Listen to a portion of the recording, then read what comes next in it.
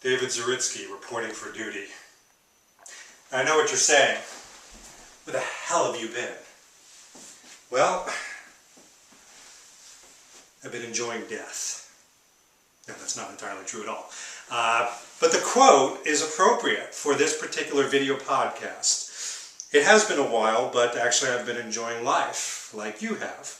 The trailers are really heating up. People are starting to talk about Skyfall. They're getting interested in the movie again. The 50th anniversary is bubbling everything up. And the collecting is starting. It's really underway. And that's what this podcast is about. It's about the collecting of Skyfall. More specifically, the Jackets of SkyFall. Now, I'm sure you've seen the trailers, you've seen the stills. There's some really cool Bond costuming and design going on with the jackets. So we're going to explore them a little bit tonight. Let's take a look at them one by one. So let's take a look. Now, mind you, there's a lot of screen accuracy we're going to try to stay with. I mean, this is detective work, finding the right jacket, the right color, the right year that it was made. I mean, let's not forget, this movie was made some time ago. So all the detectives out there, I first want to thank you for helping. I mean, you know, detectives have found Armani jackets and different pieces from the film for Casino Royale. And, you know, let's not forget, for Quantum of Solace, it was all good detective work that have found things like the Tom Ford jacket, and we've developed a relationship with them. The jackets have always been interesting and a really part of Bond. And Skyfall is going to be no different. Let's take a look. Here is Skyfall, ladies and gentlemen. And here we have 4 different jackets that we'll be focusing on tonight. Let's take them one at a time and really have a lot of fun with it.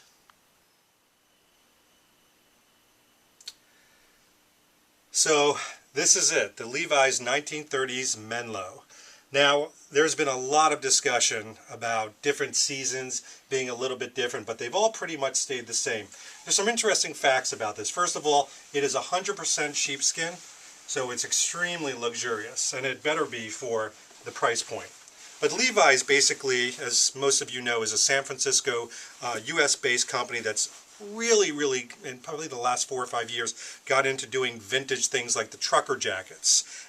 They've partnered up with Filson and, you know, Barbour and some of those, and even Jack Spade. Well, Levi's in this case took something from their 1930s line, and you can see some of the different details of the pleated black back jacket, the different side tabs, even the gusseted areas that have the armholes, right down to the actual distressing. And this was perfect. I mean, as I tried this on, back in the 1930s, they also had a much more fitted look that would have been befitting of Bond. And let's think about this for a context. And by the way, I should tell you this podcast is going to have spoilers, so FYI. But Bond obviously has a situation where he loses himself. Let's just say that. He's enjoying death. So it was perfect that the costume designer put him into something that looked distressed. I mean, he's not looking like Bond. He's not in Savile Row. He's not in Tom Ford. He's looking a little bit weathered. I mean, my gosh, he's having drinks where scorpions are crawling over his shoulder and his arm. That's a pretty bad situation. So his jacket should match his distressed situation. So Levi's came out with this, and there was a lot of hoopla. There was a black version, there was a caramel light-colored version, and then this brown version. And nobody could find them. I mean, you saw, they were rarer than hen's teeth. And as you can see from the back and the details, I can see why. I mean, this is an incredibly luxurious feel. Absolutely feels great. It's one of those few jackets that actually looks really good. Zippered as well as unzippered. Very fitted look, as you can see. Even the armholes are kind of high, like the 1930s version. But, happily, some of the restock came through. There was a small bit. I think these, by the time the podcast comes out, are actually going to become rare again. Some of the sizes, like mediums, are hard to find. So if you're looking or you want to get this Bond look when he's enjoying death, I would do that as soon as possible. By the way, this is just a budget version of his enjoying death shirt as well.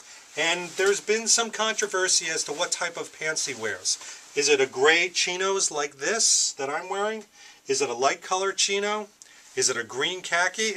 I think we still need to find out, and we don't yet. But I highly recommend this. I would say out of all the jackets, this is probably my second favorite.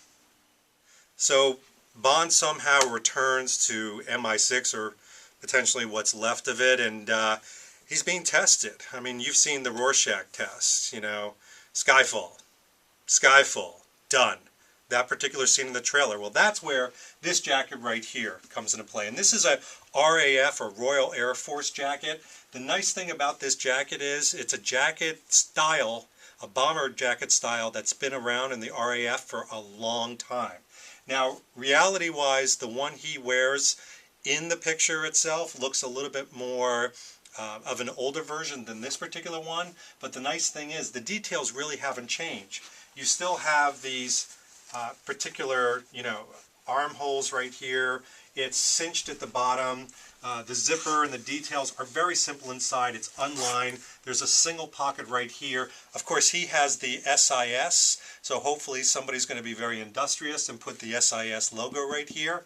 And he also has kind of a very simple waffle weave blue shirt underneath it. And probably a pair of blue sweatpants, etc. I mean, this is an outfit where he's basically learning to be Bond again, or to get back in the thick of things. So this jacket is readily available. I mean, you can find it online. You can find it in military shops, especially in the UK. Usually it ranges for about $50 to $75 if you want something incredibly accurate. So compared to the $900 Levi's vintage jacket, if you're looking for a Bond jacket that is screen accurate in the film, I highly recommend the RAF jacket. It's a great moment for Bond when he's becoming himself again. Kind of a nice representation. And by the way, very comfortable jacket as well. Everybody's extremely excited that Bond is going back to his heritage, his hometown, so to speak, of Scotland. And I would venture to guess, looking at the trailer and hearing rumor, that it's going to be a significant part of the film. Even potentially going back to his ancestral manor. And of course, one of the things that we've seen in the trailers is him wearing this jacket. And I know this has been talked about on the AJB and other things, but this is the, and I want to read this to get this right, the Tokito, who is a designer actually, Beacon Heritage Jacket from Barbour.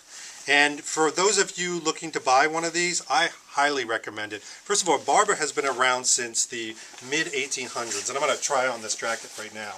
And the one nice thing that you should understand about this is, you know, this is a picture that is on the cover of the Bond on set, the filming of Skyfall. It's got a lot of details. Now this is, if we can get a shot like this is a very fitted jacket, okay? Meaning, if you take a size medium, you want to make a size large, or do what I did. This is a medium, and I actually had the back let out a little bit, because in the movie, Bond wears his extremely tight. As a matter of fact, he wears his almost like a shirt. Now there's a placket that a lot of people do not like. I happen to find it fine, but that's to cut out the wind and the rain. These things were made for wind and rain. I mean, these things are basically indestructible. And in the movie, by the way, if you notice, he keeps the last button unbuttoned. He buttons these two buttons. He flips up his collar. This is kind of the way he wears it in the scenes. And Bob's your uncle. There it is. And it's a very tight. It's even, you know, semi-tight on the bicep. The Japanese designer who actually did this, and again, I'm cheating a little bit here, specifically made this for the Asian markets, as well as the British, as well as the US, Japanese markets, etc. So it fits a little bit tighter, so you want to be very conscious of it. But this is basically how it's fitted, and he tucks his pockets in, which is very much Barbour. Let's talk about some of the details on this, because this particular jacket comes with a hood, which is fantastic if it's raining, as well as this little tiny collar flap that goes there to cut out the wind and the snow and the rain. That all being said, the costume designer in the film removed this entire zipper here in the back. It's gone. It's not there in the film. As well as these buttons, which would normally latch on the hood, they're gone as well. So what's a person to do? If you want something screen accurate, the good news is that Barbour is willing to take all these off. They'll let out the jacket, they'll take in the jacket, they'll take up the arms, they'll take off the zipper, etc. So they will make it screen accurate for you for a price. But it might be worth it for some of you. Now for me, I'm actually going to wear this. I mean, I wear these particular clothes. So in my mind, I'm going to keep the zipper, I'm going to keep the details, just in case in rainy Pennsylvania, it's raining. By the way, wonderful tartan lining in here, extremely British. To me, it's nice to see. And yes, you know I'm a fan of Tom Ford. But after all these years, to go back to something very British, like Barbour, is extremely exciting. And there's a lot of action scenes. There's dramatic scenes in this jacket. There's action scenes. Now, investment time. This is about $795. And in fact, you can get it from J. Crew, and there's a lot of places where you can get these in the UK, in the United States. I will tell you from an investment standpoint, it's a little bit higher than the normal Barbour jackets because I think it's limited. So this is one of those situations that, just like the Levi's, if you're thinking about getting it, don't wait months. I would pull the trigger now because your size may be sold out before you know it. By the way, some details that I think are pretty neat. There are these side zippers on the back. And actually, Barbour says you can hold pheasant in here. Hopefully it would just be a newspaper out on a stroll. But this is the type of jacket, just so you know, Barbours are the type of jackets that people don't hold on for a year or two and then they give it to Goodwill.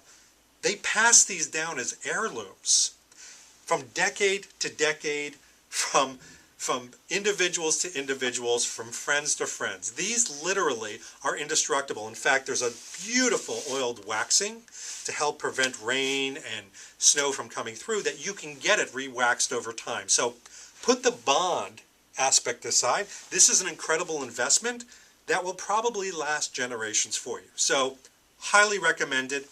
Very Bond. I think it's going to be an incredibly Bond moment. To me, if I rated them, I would put this as number 4, this is number 2, this is number 3, certainly for that Bond-esque moment of my favorite jacket so far.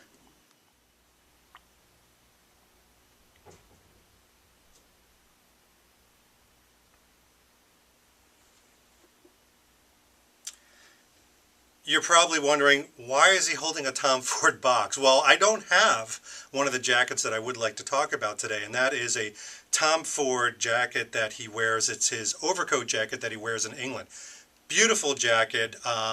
They have it actually in the Tom Ford stores now. I have not seen it personally, but I will be doing a podcast on some of the Tom Ford clothes, specifically the suits, the ties, the cufflinks, the shirts, some of the other accoutrements, and this particular jacket as well. But I do want to make mention to it because, again, it is a beautiful coat. It comes about knee length, beautiful, probably like a cashmere blend. And I have to mention it just because it is part of that iconic version of Bond that you now see where he's standing on the building looking over and you see the British flag flying. So it's almost like that Christopher Reeve Superman moment where Christopher Reeve's holding the American flag. To me, that is the British moment, even though he's in Tom Ford clothes. We'll forgive him for that. But I did want to mention that as part of the jackets in the whole menagerie. Will I be getting that particular jacket? I have no idea, but certainly I'll be trying it on and highlighting it in one of the upcoming podcasts. Well, I know you recognize this particular jacket. It's been in a lot of the video blogs. It's been in a lot of the podcasts that have been out there and a lot of the still pictures. So this is Bond's peacoat, which is my number one favorite, and it has been my favorite. I've been always a fan of the peacoats. This is a blue navy wool peacoat. The wool is relatively soft. It's a nice fitted. It rides a little bit high, but that's kind of the look, so to speak, that Bond portrays. To me, this is one of the most iconic Bond moments. There's some action going on, there's drama going on when he wears this particular coat. So I was extremely excited to get this. Now, question is it Tom Ford? Or is it Burberry? Or is it Prada? Well, you know something? I'm going to leave that as a cliffhanger right now. But I will tell you in another podcast coming up. That being said, one of the other podcasts coming up, I'm very happy to announce, is the Frugal Bond. The Frugal Bond is back. The Frugal Bond is probably one of the most watched, most asked for, but now the Frugal Bond is going to be focusing on SkyFall. How do you get these jackets that are, investments at a great price where you could wear it every day and catch it on a nail and not freak out? That's what we're going to deliver to you we're going to actually go into the field and go shopping and show you not only where to get these things that look very, very close, but to really, really focus on getting the whole Bond look together. Suits, shirts, ties, jackets, bathing suits, you name it, we're going to show it to you. We are back. So this has been David Zaritsky for James Bond Lifestyle Video Podcast. We're back in action, and it's nice to be back from death. Talk to you soon. Take care.